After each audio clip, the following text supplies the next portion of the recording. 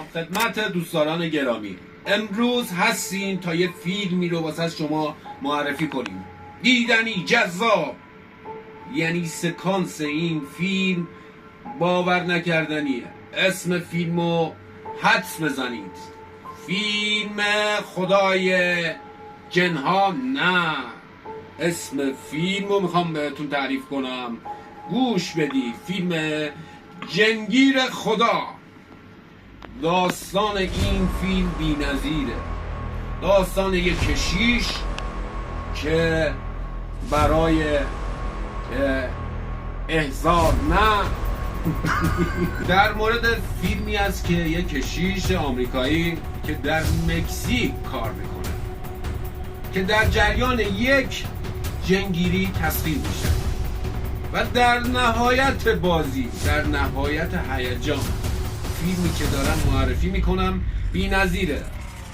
مرتکب یک عمل وحشتناک میشه که این داستان فیلمو زیباتر میکنه. بیاین نزدیکتر.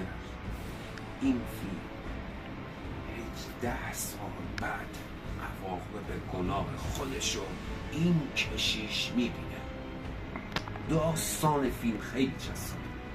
سکانس این فیلم باور نکرده شما رو به خودش میکشه و از درون نابودتون میکنه. کافیه با ما همراه شید این فیلم رو واسه شما معرفی کنیم.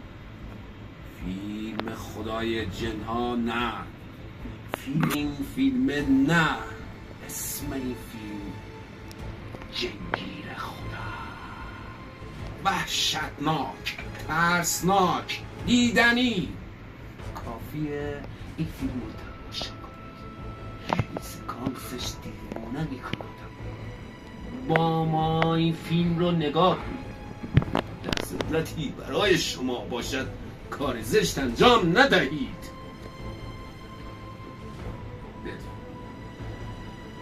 خداحافظی ندا. خداحافظ.